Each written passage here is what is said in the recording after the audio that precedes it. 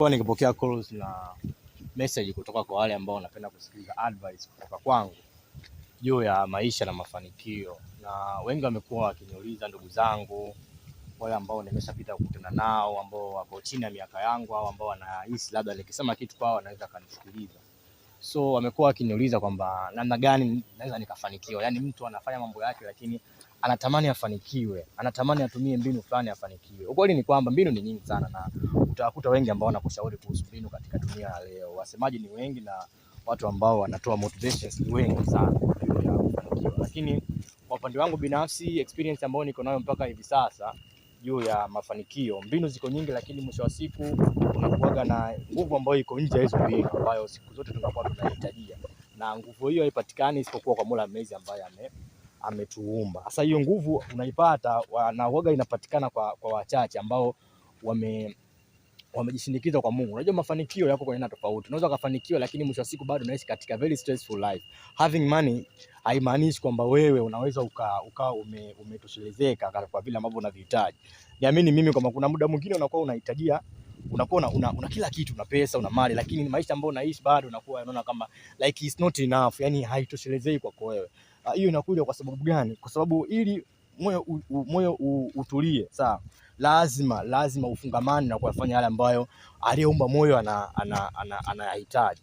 So mimi ningewashauri tusikilize. Mimi sina vikubwa sana, kwa sababu vingi vinasemwa na katika dunia leo mbalimbali, wasemaji ni wengi sana, washauri ni wengi sana, lakini mimi kitu kimoja ambacho ningependa kuwashauri, ama mbinu moja ambayo ningependa kuwashauri katika zote ambazo katika hivi vitu ambavyo tunavipokea, kuna mbinu moja ambayo inabidi tuiongeze. Yes, watu wanaongea kuhusu kazi na swala, ni jambo ambalo ni jambo dogo, lakini ni kitu kikubwa sana. Yani kazi na ibada, kazi na kufanya yale ambayo Mola Mlezi anahitaji. Yani mimi nikisikia neno kazi na swala, kwangu inanipanulia mafikirio makubwa sana kwa kufanya kazi na kile ambacho Mola Mlezi anakuwa anakihitaji. I say hauwezi kufanikiwa nafsi yako ikawa imeridhika, imetoshelezeka na kile ambacho umekipata. Yani hauwezi nafsi yako kutungamana kama haujafungamana na yale Mola Mlezi ambaye anakuwa anahitaji. Na sio kuishia kuswali. Mbona kama sisi Waislamu, Muislamu anaweza kusema kwamba nikiswali swala 5 inatosha? Hapana. Yani wewe ishi maisha yako yafungamanishe na ibada za Mola wako Mlezi. Amka asubuhi, amka saa ngapi? Amka mapema.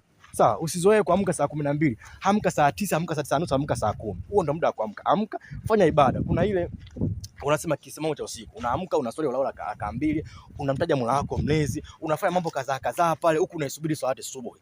Baada ya hapo unaswali zile raka 2 zile za swala subuhi, ndani za sunna kabla ya asubuhi. Ukimaliza swali swala subuhi. Ukimaliza swala subuhi, subiri kidogo pale, fanya adhkari za asubuhi. Fanya adhkari za asubuhi, baada ingia katika sunna ya dhuha. Sawa, fanya zile ibada. Usifanye ni extreme, sizungumzie extreme. Yani simaanisha hapa kwamba naelekeza kwamba uwe extreme, kwamba ufanye kwa usana. Hapana, yani fanya tu katika ule udogo ambao katika mazingira ambayo Mola Mlezi amekuwa ameruhusu. Zile sunna kablia na baadia ziswali, sawa.